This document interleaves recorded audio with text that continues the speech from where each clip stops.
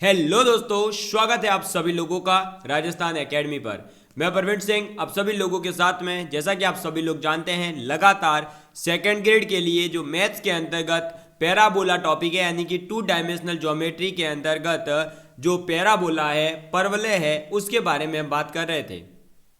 Parabola के अंतर्गत last class के अंदर हमने ये पढ़ लिया था कि अगर कोई पैराबोला है, उसकी दो टेंजेंट्स आपने खींच ली जिनका स्लोप m1 और m2 दे रखा हो और उनके बीच में कोई एंगल थीटा हो और वो इंटरसेक्ट कर रहे हैं h, k पॉइंट के ऊपर, तो जो थीटा एंगल होगा उसकी वैल्यू क्या होगी? तो tan square theta is equal to होगा m1 माइनस m2 का whole square upon 1 plus m1 m2 का होल स्क्वायर। और जो आपका m1 प्लस m2 है उसको हम कहेंगे k अपॉन h और m1 गुना m2 है उसको कहेंगे a अपॉन m स्क्वायर। समझ में आ गई बात? वो हमने जो है लास्ट क्लास के अंदर सीख लिया था। आज हमारा पहला टॉपिक रहेगा डायरेक्टर सर्कल। तो आप टॉपिक डालिए डायरेक्टर सर्कल। क्या टॉपिक रहेगा? Director circle. Director circle. Sir ये डायरेक्टर सर्कल क्या होता है? किसी कोचिंग का कोई डायरेक्टर है क्या ये? नहीं बेटा, डायरेक्टर सर्कल का मतलब होता है आपके पास में कोई पैराबोला है, उसकी दो टेंजेंट्स, जो लास्ट क्लास में हम पढ़ चुके हैं वही कॉन्सेप्ट है। लेकिन अगर थीटा आपका जो है कितना हो? 90 डिग्री हो, यानी कि किसी भी पैराबोला के ऊपर दो टेंजेंट्स ऐसे डाली गई, लेकिन इन दोनों टेंजेंट्स के बीच में जो एंगल बनेगा वो 90 डिग्री का अगर बनता है, तो जो 90 डिग्री का एंगल बना, फिर जिस पॉइंट के ऊपर इंटरसेक्ट कर रहे हैं उस पॉइंट का जो लोकस होगा उस लोकस को हम कहते हैं डायरेक्टर सर्कल। समझ में आ गई बात? तो अब हम जो है इसकी डेफिनेशन लिखेंगे और इस डायरेक्टर सर्कल की जो इक्वेशन होती है उसको समझेंगे, उसके बाद में हम बढ़ेंगे आगे। ठीक है, चलिए तो आप लिखना करिए स्टार्ट। डायरेक्टर सर्कल की आप डेफिनेशन लिखेंगे सबसे पहले कि it is defined as locus of point which moves such that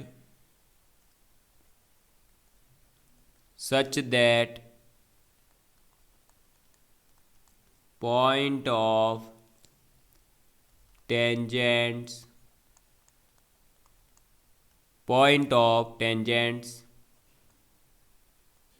drawn from it enclosed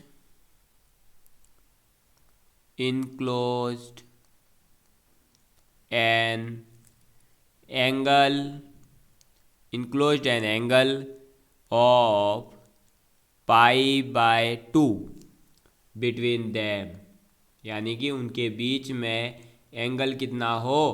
pi by 2। और अगर पाई बाय 2 एंगल है दैट मीन्स दे आर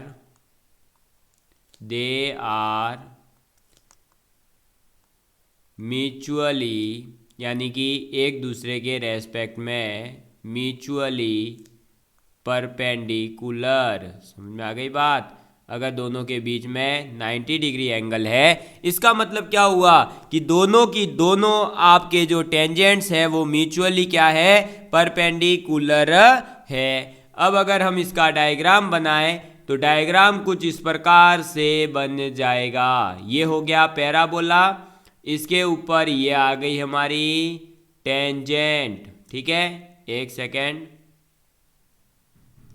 इस टेंजेंट को टच करते हुए बनाना है ना, तो थोड़ा सा ऊपर से पैराबोला ले लेंगे और एक यहाँ से हम टेंजेंट खींच लेंगे। समझ में आई बात?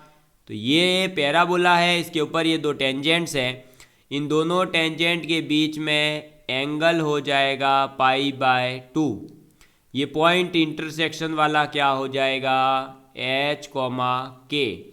इस टेंजेंट का स्लोप m1, इस टेंजेंट का स्लोप है m2। समझ में आ गई बात। अब अगर ये दोनों परपेंडिकुलर है तो मैंने आप लोगों को स्ट्रेट लाइन के अंदर पढ़ा दिया था कि दो अगर लाइन परपेंडिकुलर है और उन दोनों का जो स्लोप होता है फिर वो क्या हो जाता है, मल्टीप्लिकेशन करने पर -1, यानी m1 गुणा m2 बराबर कितना आएगा, -1 आएगा। समझ में आ गई बात। और m1 गुणा m2 की वैल्यू क्या होती है दोस्तों, अरे m1 गुणा m2 की वैल्यू क्या होगी, कल ही बताया था ना, देख लो। m1 गुणा m2 की वैल्यू होगी a/m²। समझ में आ गई बात। एक सेकेंड, यहाँ कुछ गड़बड़ है क्या, a/m² आएगा, चेक करिए चेक करिए। देखो a/ में अपना क्या होता है, देखो m1 गुणा m2 यानी कि a/ में h आएगा ना, ये देखो। अरे भाई ये सब जगह h कर दो, m² नहीं आ सकता। वही मैं सोच रहा हूँ यार, m² कैसे आ रहा है। देखो भाई ऑब्वियस ही बात है, ये क्वाड्रेटिक है किसमें, m में, तो समीशन ऑफ आपका जो है रूट्स क्या होता है, m1 + m2 तो हो जाएगा -b/ में a कितना है, h है, तो यहाँ a/ में h आएगा, यहाँ आएगा h, यहाँ आएगा h। समझ में आ गई बात। तो अब यहाँ कितना हो जाएगा, अरे यहाँ कितना हो जाएगा, m1 गुणा m2 a/ में h बराबर -1, तो a बराबर हो गया -h, तो h बराबर हो जाएगा -a। और मैंने आपको ये भी समझाया था दोस्तों कि जो लोकस होता है उसके अंदर h और k को लास्ट में जब इक्वेशन में कन्वर्ट करना है तो हम क्या कर देते हैं, x और y लिख देते हैं। तो h है तो क्या हो जाएगा, x बराबर -a। तो जो ये x बराबर -a आया है ये क्या है दोस्तों, लोकस है। और ये हमारा जो है क्या कहलाएगा, अरे ये इक्वेशन किसकी है, डायरेक्टर सर्कल की। समझ में आ गई बात। तो ये इक्वेशन किसकी है, डायरेक्टर सर्कल। तो आपको समझ में आ चुका होगा कि डायरेक्टर सर्कल क्या होता है। ठीक है, तो देखिए डायरेक्टर सर्कल क्या होता है, जब आपके पास में कोई पैराबोला है उसके ऊपर आपने दो टेंजेंट्स डाली है किसी h, k पॉइंट से, सॉरी दो टेंजेंट्स है, दोनों की दोनों टेंजेंट इंटरसेक्ट कर रही है h, k पॉइंट के ऊपर, और जब इंटरसेक्ट कर रही है तो इन दोनों के बीच में जो एंगल है वो 90 डिग्री अगर आ जाता है, इसका मतलब दोनों की दोनों टेंजेंट म्यूचुअली परपेंडिकुलर है, यानी एंगल होगा π/2। अगर एंगल π/2 है इसका मतलब क्या हुआ कि दोनों परपेंडिकुलर है। अब परपेंडिकुलर है तो m1 गुणा m2 की वैल्यू होगी -1, वही कंडीशन मैंने लगा दी। फिर a/ में h बराबर -1, तो a बराबर -h, h बराबर -a, x बराबर हो जाएगा -a। तो x बराबर -a जो है ये डायरेक्टर सर्कल होता है। किसका डायरेक्टर सर्कल है ये पैराबोला का डायरेक्टर सर्कल कहलाता है। यानी कोई पैराबोला आपको दिया गया हो और आपसे पूछ ले कि इसका डायरेक्टर सर्कल की इक्वेशन बताओ, तो x बराबर -a, और आप लोग जानते हैं कि x बराबर -a तो क्या होती है पैराबोला के लिए, डायरेक्ट्रिक्स, बताया था ना। तो डायरेक्ट्रिक्स जो होती है उसे ही हम क्या कह रहे हैं, डायरेक्टर सर्कल कह रहे हैं। इसका मतलब क्या हुआ कि any two mutually perpendicular tangents जो है इंटरसेक्ट कर रही है किसी पॉइंट h, k के ऊपर, तो उनका जो लोकस होगा उसके इंटरसेक्शन पॉइंट का वो होगा हमारा डायरेक्टर सर्कल, और उसे ही तो हम कहते थे क्या, डायरेक्ट्रिक्स भी। x बराबर -a को डायरेक्ट्रिक्स कह रहे थे ना। तो ये चीज़ें थी आपकी, और दोनों की दोनों जो आपकी टेंजेंट है वो परपेंडिकुलर होगी। समझ में आ गई बात। चलिए अब बढ़ते हैं हम आगे की ओर। तो दोस्तों अब मैं आपको लिखवाने जा रहा हूँ क्या, मैं आपको स्पेसिफिक जो भी पैराबोला आपको पहले बता चुका हूँ, उन पैराबोला के अंदर जो पर्टिकुलर टेंजेंट होगी उसकी इक्वेशन और उनके लिए जो पॉइंट ऑफ कांटेक्ट होगा वो चीज़ लिखवाने जा रहा हूँ। तो आप जो है दोस्तों जल्दी से लिख लेंगे और ये टेबल अगर आपने याद कर ली तो आपके बहुत सारे क्वेश्चन जो है 1 मिनट के अंदर सॉल्व हो जाएंगे, यानी कि आप है जो चुटकियों में क्वेश्चन सॉल्व करना सीख जाएंगे। समझ में आ गई बात? ये टेबल याद रखना जरूरी है, वरना कई क्वेश्चन हमारे अटक सकते हैं।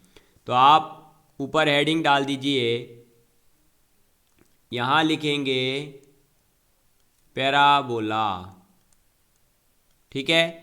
यहाँ आप लिखेंगे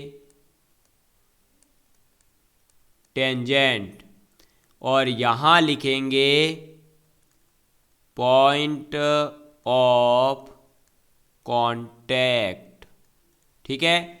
और फिर इसके अंदर वैल्यू पुट कर देंगे।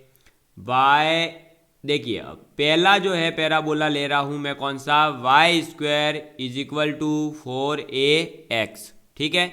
तो इसके लिए जो टेंजेंट होती है वो होती है y बराबर mx प्लस a अपॉन में m, ठीक है। और पॉइंट ऑफ कांटेक्ट जो होता है इसका वो होता है a upon m square comma 2a upon में m। समझ में आ गई बात? ये था पहला पॉइंट। दूसरा देखिए, दूसरा आपका पैराबोला हो सकता है y स्क्वायर बराबर -4ax। तो अब आपकी इक्वेशन टेंजेंट की क्या हो जाएगी, y बराबर mx माइनस का a अपॉन में m, ठीक है। पॉइंट ऑफ कांटेक्ट क्या हो जाएगा, माइनस का a upon m square comma minus का 2a अपॉन में m। समझ में आ गई बात? नेक्स्ट आपका पैराबोला हो जाएगा x स्क्वायर बराबर 4ay। तो अब आपकी इक्वेशन क्या हो जाएगी, y बराबर mx माइनस am स्क्वायर, ठीक है। तो ये आपका पॉइंट ऑफ कांटेक्ट क्या हो जाएगा, 2am comma am square. Fourth point आपका अगर इक्वेशन हो जाती है एक्स स्क्वायर बराबर -4ay, तो क्या हो जाएगी, y बराबर mx प्लस am स्क्वायर, ठीक है। तो आपका पॉइंट ऑफ कांटेक्ट क्या हो जाएगा, माइनस का 2am कॉमा माइनस का am square. Next fifth parabola, sir 4 ही तो लिखवाए थे, पांचवा कौन सा, अरे भाई देखते जा, पांचवा पैराबोला भी आएगा। पांचवा पैराबोला है, अगर हमने क्या कर दिया, अरे भाई वर्टेक्सेस को जो है शिफ्ट कर दिया 0,0 की जगह अल्फा कॉमा बीटा पर, तो इक्वेशन बनेगी y माइनस बीटा का होल स्क्वायर बराबर 4a multiply x minus alpha. समझ में आ गई बात? तो टेंजेंट की इक्वेशन हो जाएगी y माइनस बीटा बराबर m multiply x minus alpha plus a upon में m। पॉइंट ऑफ कांटेक्ट क्या हो जाएगा, alpha plus a upon m square comma beta plus 2a upon में m। ऐसे ही सिक्स्थ पैराबोला भी होगा, कौन सा वाला भाई, एक्स स्क्वायर बराबर 4a, वाई वाले में चेंज हो रहा हो तो एक्स माइनस एल्फा का होल स्क्वायर बराबर 4a multiply Y minus beta. तब आपके टेंजेंट की इक्वेशन हो जाएगी y माइनस बीटा बराबर m multiply x minus alpha minus am square, ठीक है। तो क्या हो जाएगा, alpha plus 2am comma beta plus am square. समझ में आ गई बात? क्लियर है आप लोगों के? तो इसको मैं जो है थोड़ा सा छोटा कर देता हूँ तो ये अच्छे से दिखाई देगा। थोड़ा एक मिनट। अब ये अच्छे से सेंटर के अंदर आ चुका है और सभी स्टूडेंट्स को दिखाई भी दे रहा होगा। तो पैराबोला अगर आपके पास वाई स्क्वायर बराबर 4ax है तो टेंजेंट क्या होगी, y बराबर m x plus a upon m. Point of contact क्या होगा, a upon m square plus 2a upon में m। पैराबोला वाई स्क्वायर बराबर -4ax हो गया तो आपको a की जगह -a रख देना है, यानी y बराबर m x minus a upon m, और ए अपॉन एम स्क्वायर था उसकी जगह -a upon m square -2a upon m. ठीक है, ऐसे ही एक्स स्क्वायर बराबर 4ay है तो y बराबर m x minus a m square 2am comma a m square. X square बराबर -4ay है तो y बराबर m x plus a upon a m square और -2am comma a m square. समझ में आ गई बात। तो जस्ट आपको जो है एक का याद रखना है, बाकी में चेंज करते जाना है। यानी वाई स्क्वायर बराबर 4ax है उसका याद कर लो, y बराबर m x plus a upon m, point of contact a upon m square comma 2a upon m. इसी में जो है आप जब माइनस आ रहा है तो -a रख दो। फिर आप एक्स स्क्वायर बराबर 4ay का याद कर लो कि y बराबर m x minus a m square है तो पॉइंट ऑफ कॉन्टैक्ट होगा 2am comma a upon a m square. X minus आ रहा है तो -a रख दो। ठीक है, जब आपका शिफ्ट किया जा रहा है तो y की जगह y माइनस बीटा रखो, x की जगह x माइनस एल्फा रखो और कोई चेंज नहीं करना।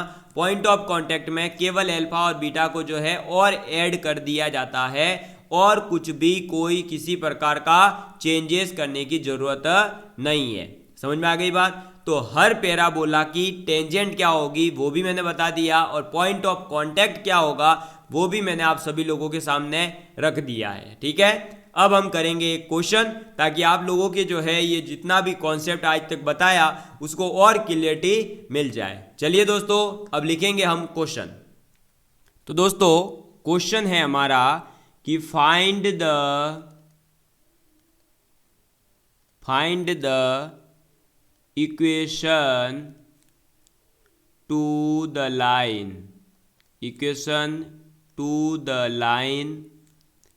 touching both the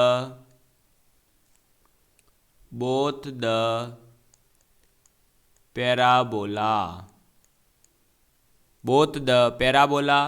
y square बराबर 4x। ठीक है, एंड एक्स स्क्वायर बराबर -32y। क्या क्वेश्चन है समझिए पहले इसको, उसके बाद हम बात करेंगे। देखिए क्वेश्चन क्या कह रहा है दोस्तों हमें कि हमारे पास में क्या है, दो पैराबोला है, एक है वाई स्क्वायर बराबर 4x और एक है एक्स स्क्वायर बराबर -32y। समझ में आ गई बात। अब इसने क्या कहा कि ये जो है आपका दोनों को टच कर रहा है। इसने खुद ने बोला है ना कि दोनों के दोनों पैराबोला को एक लाइन जो भी आप इक्वेशन निकालने वाले हो वो टच करती है। ठीक है, ये स्पष्ट हो चुका है। ठीक है दोस्तों, अब मुझे ये बताइए वाई स्क्वायर बराबर 4ax और एक्स स्क्वायर बराबर 4ay, इसकी जो आपके डायग्राम बनेगा वो कैसा बनेगा। तो आप लोग जानते हैं दोस्तों, जल्दी से बताइए। ये चीज़ मैं आपको जो है पहले ही बता चुका था कि इनके डायग्राम याद रहना जरूरी है। ठीक है, ये मैं चीज़ आपको पहले ही बता चुका था और याद करने का तरीका भी बताया था कि जब आपका y स्क्वायर बराबर 4ax है तो ग्राफ कैसा बनेगा। अरे तब बनेगा आपका ऐसा। समझ में आ गई बात। और जब आपका एक्स स्क्वायर बराबर -32y है तो आपका ऐसा ग्राफ बनेगा। क्यों? क्योंकि ये जो है आपके किसको रिप्रेजेंट कर रहा है, कौन से पैराबोला को, एक्स स्क्वायर बराबर 4ay, और ये किसको रिप्रेजेंट कर रहा है, वाई स्क्वायर बराबर 4ax को। देखना चाहो तो देखो पीछे, चलो चलो चलो चलो चलो चलो देखो, अभी मैं दिखाता हूँ आपको कि इसने ये बताया था कि मैंने नहीं बताया। देखो इधर अभी दिखेगा। देखिए वाई स्क्वायर बराबर 4ax है तो ये रहा ग्राफ, और जब एक्स स्क्वायर बराबर 4ay है तो ग्राफ बनेगा ऐसा। समझ में आ गई बात। तो मैंने दोनों ग्राफ आपको बताए थे कि आपके सामने जब ऐसा कंडीशन आएगी तो आपको डायग्राम बनाना आना चाहिए। ठीक है, ये डायग्राम बन गया।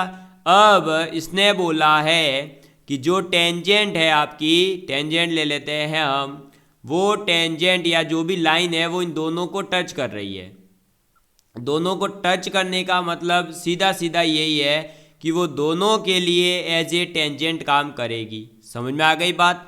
लेकिन आप लोग जानते हैं कि वाई स्क्वायर बराबर 4x, यानी कि 4ax है। अब भाई 4ax है, इसके लिए टेंजेंट की इक्वेशन क्या होती है बताइए मुझे। अरे अभी जस्ट ग्राफ के अंदर पूरा, सॉरी डायग्राम के माध्यम से बता चुका हूँ ना। ये रहा देखो, वाई स्क्वायर बराबर 4ax है तो टेंजेंट होगी y बराबर mx प्लस a अपॉन में m। और अगर हम इसका कंपैरिजन करते हैं वाई स्क्वायर बराबर 4ax से, तो a बराबर कितना आता है 1, यानी टेंजेंट क्या होगी y बराबर mx प्लस 1 अपॉन में m। क्यों? क्योंकि टेंजेंट की इक्वेशन क्या है, y बराबर mx प्लस a अपॉन में m। तो आपका दोनों के पैराबोला के लिए अलग अलग हम इक्वेशन लिखेंगे तो y स्क्वायर बराबर 4ax के लिए टेंजेंट की इक्वेशन क्या होती है वो लिख ली। समझ में आ गई बात। अब जैसे ही हमने इक्वेशन लिख ली है, अब ये बताइए दोस्तों कि आपका जब एक्स स्क्वायर बराबर -4ay है, ये देखो, तो टेंजेंट की इक्वेशन क्या है, y बराबर mx plus a m square. तो यहाँ लिखेंगे अब कि एक्स स्क्वायर बराबर -32y है। समझ में आ गई बात। ये है हमारे पास में, और -32y है, इसका अगर हम कंपैरिजन करते हैं एक्स स्क्वायर बराबर -4ay से, तो a बराबर कितना आएगा 8 आएगा। ठीक है, भले आ रहा है 8, उससे हमें कोई मतलब नहीं है। समझ में आ गई बात। ठीक है, लेकिन हमें ये तो पता है ना कि ये इक्वेशन दे रखी है, इसके अंदर y बराबर अगर टेंजेंट की इक्वेशन ये है, ठीक, और ये टेंजेंट की इक्वेशन दोनों को टच कर रही है, तो ये टेंजेंट की इक्वेशन इसको भी सेटिस्फाई करेगी। तो हम इसके अंदर कर देते हैं पुट। ठीक है, a की वैल्यू भले निकाली है, इसको हम बाद में यूज लेंगे, तो अभी इसको याद रखना। केवल अभी इसको यूज करें तो हम करेंगे अब क्या, एक्स स्क्वायर बराबर -32 multiply m x plus 1 upon में एम। ठीक है, तो एक्स स्क्वायर बराबर क्या आ गया, माइनस का 32 एम एक्स प्लस 1 अपॉन में एम। ठीक, इसको अब सॉल्व करो थोड़ा सा, तो आपको दिखेगा कि ये क्या बन रहा है दोस्तों, एक्स स्क्वायर बराबर माइनस का 32, और इधर आ जाएगा आपके ये m, और ये बन जाएगा m स्क्वायर एक्स प्लस 1। समझ में आ गई बात।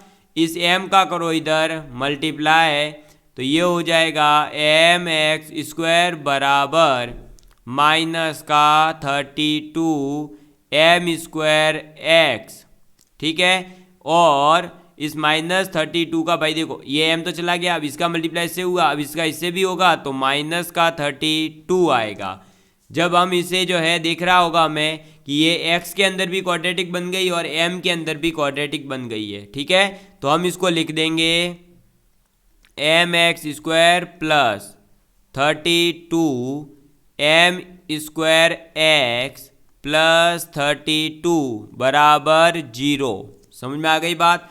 अब आपको पता है दोस्तों कि ये जो क्वाड्रेटिक इक्वेशन है, मैं पहले ही बता चुका हूँ कि ये लाइन केवल और केवल क्या कर रही है, टच कर रही है। और जब लाइन टच कर रही है, इसका मतलब एक ही पॉइंट पे टेंजेंट तो टच करती है, और अगर एक पॉइंट पे टच कर रही है तो इस क्वाड्रेटिक इक्वेशन का डिस्क्रिमिनेंट यानी कि d जो है वो 0 के इक्वल होगा।